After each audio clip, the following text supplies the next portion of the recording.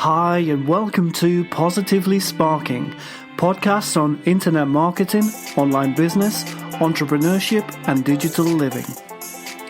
Today I'm with Victoria Lumb, the owner of Jolly Penguin, an eco-friendly kids clothing range trading in both France and the UK.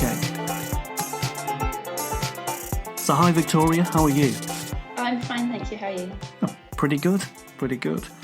So you're out there in the southern regions of France.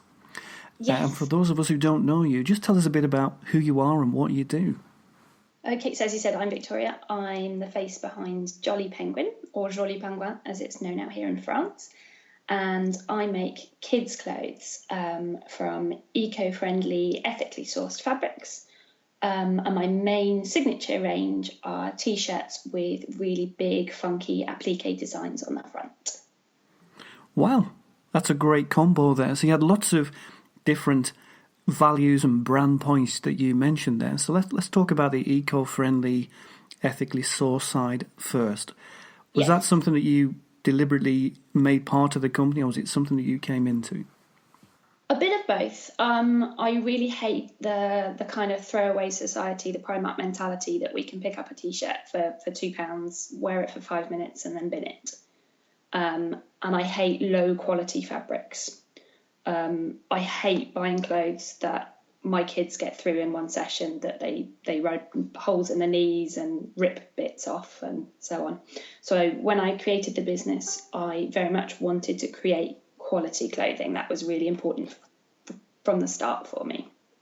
And the more I researched where I could get my quality fabrics from, the more I found out about the manufacturing process and the number of chemicals that go into standard fabric printing. And I really didn't like that. And I watched the videos on Facebook of the children in factories in the middle of nowhere in really horrible conditions and so on. And I knew that if I was going to be part of anything, I needed to do it in a manner that I would be happy with. So if I couldn't imagine my family working in those conditions, I'm not prepared to buy and support a factory creating that.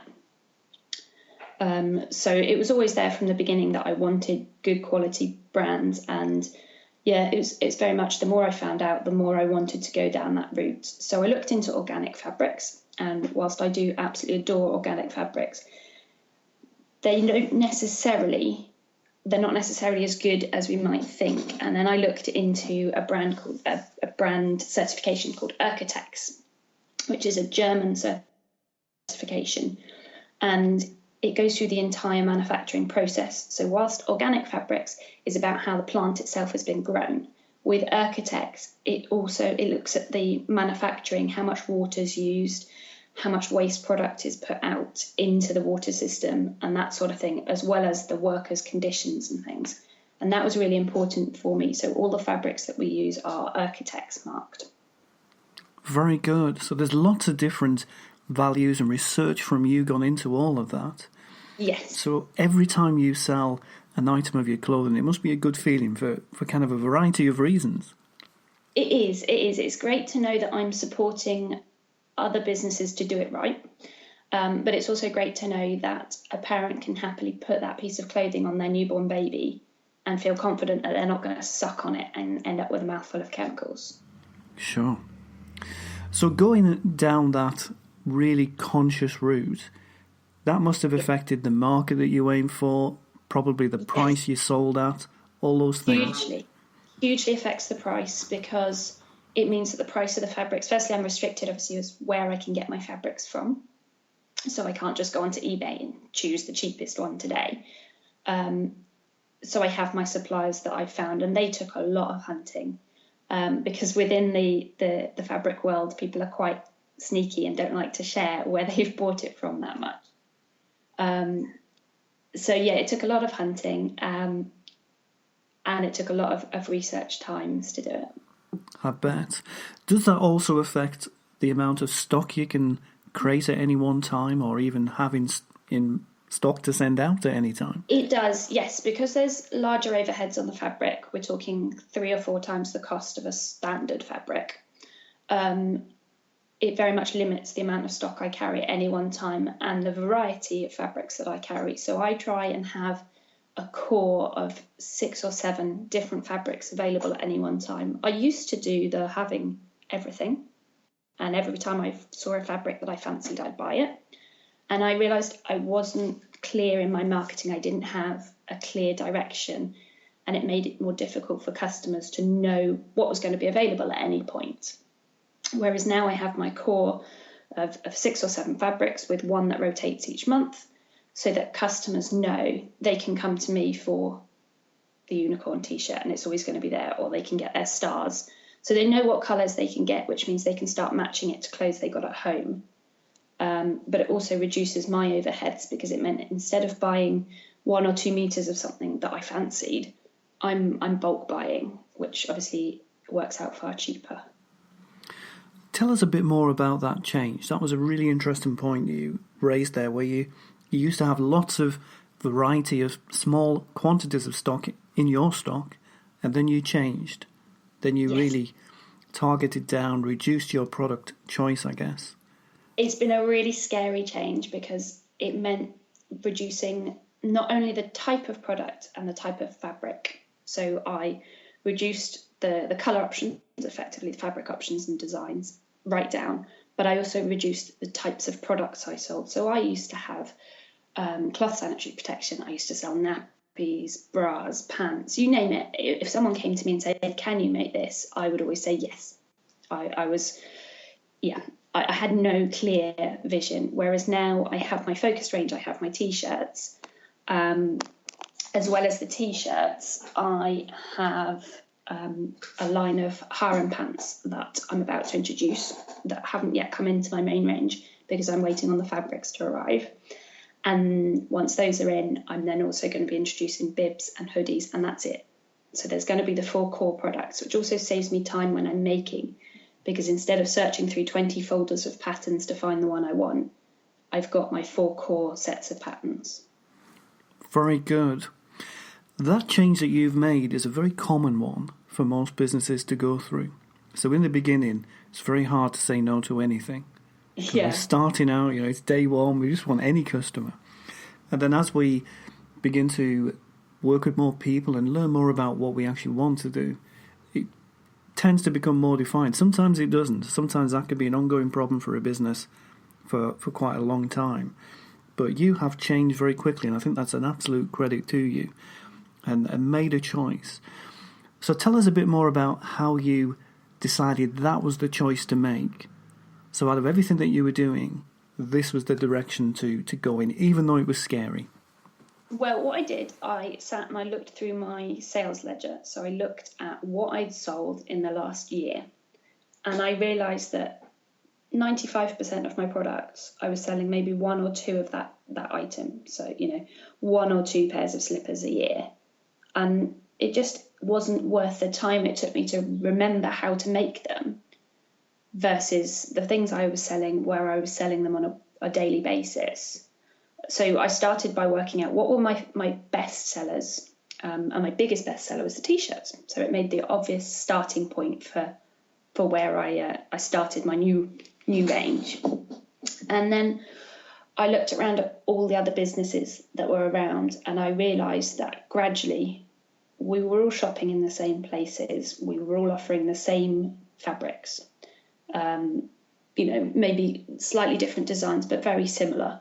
And there was nothing that made my business stand out. And it meant I had no clear identity, nothing that said, if someone was walking down the street in an item of clothing that I'd made, nobody would know that it came from me. So if you look at bigger brands like Boden or Frugi, people instantly know that's a Frugi t-shirt. And that was something I wanted, was that brand recognition, that people could see one of my t-shirts and know that it was from me. So I spent a long time working with a graphic designer, and she created the images that you see on my applique t-shirts. And then I digitized them to use with my embroidery machine, because I have a rather large embroidery machine that does a lot of the work. And for me, it was a case of starting by what would sell well, and then looking, secondly, how can I make this mine instead of just being yet another person selling yet another t-shirt. And that was really important for me. I think you're going to be telling that story again and again. I think I it's hope so.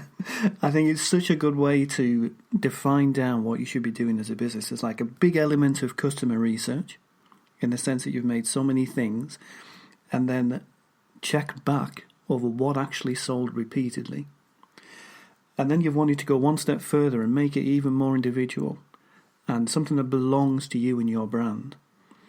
So both of those things are tasks that the most well-funded and huge of companies strive to do. So the fact that you've done them so early is a fantastic thing.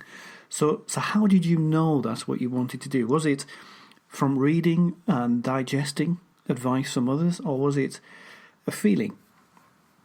I think it's a bit of both. I'd seen other shops doing really well, and I looked at my sales and they weren't where I wanted them to be. And I knew I needed to make some changes if I wanted them to improve. And I've always been an internal processor. So once an idea is in my head, it'll sort of fester away for a while. So I originally came up with the idea for the applique t-shirts probably last year. And that idea just gradually developed in my head as something I wanted to try. But I knew when I'd created them, I knew I needed to do that instead of what I had been doing. So it was a case of some of it was internal and some of it was looking at other businesses and what worked for them. One of the other things that I've done is chatted with a business mentor, and I worked with her on a trade basis. So I sent her t-shirts and she gave me some advice, which worked really well for both of us. And that made a really big difference because she was quite blunt, but in a good way. And it made me really stop and think about what I was doing instead of just going blindly. It encouraged me to actually look at being a bit brave and making that big change rather than trying to drip it in over the years and never quite getting there. It felt to me as you were describing what you had gone to, there had been something that made you stand back from the business and look. And it could have been a mentor, or it could have been something you read or a podcast you listened to, maybe even a podcast because I like them. And something made you take that step back, which is so hard to do in the day-to-day race that we all get involved in. And especially for you with your family and your new home in France, there's all these other things, and we all have those that fill up our lives. But to do that and to take that advice and actually do it is very, very separate things. So how have things changed? So on making that scary move, what has altered, and in positive or negative ways? Well, currently I have fewer orders, which is a negative thing, but I know it's going to take time for people to see my new product and for me to get my full range available. So I was expecting the next few months to be quite hard work on the orders front. But for me, positively, I know I've got an image in my head of what my brand is, which makes it so much easier to market because I know what style of photos I want. I know how I want it to be marketed. So it means I know who I want it to be marketed to far better than I did before, because before I was doing the kind of I'll just scatter it everywhere and see who answers type marketing. Whereas now I'm trying to focus in a lot more. I've contacted a few magazines that my target audience read. Whereas previously when I tried to contact magazines, I'd contacted all and sundry from, Mother and Baby and so on and so forth. But I'm now focusing on my key market, and it makes it much easier to know where I'm going next and how to develop it. And it also makes it much easier for me to start looking at growing the business and what I would need to do to be able to grow it further than I have. So you've continued to spend at least some of your time working on the business instead of in it, which is a great business mentor phrase, isn't it? It you need is, to pull yeah. back. So that's a credit. That's really good. For me, I try and spend an hour a day working on business stuff. So researching places that I can source my fabrics, making new designs, coming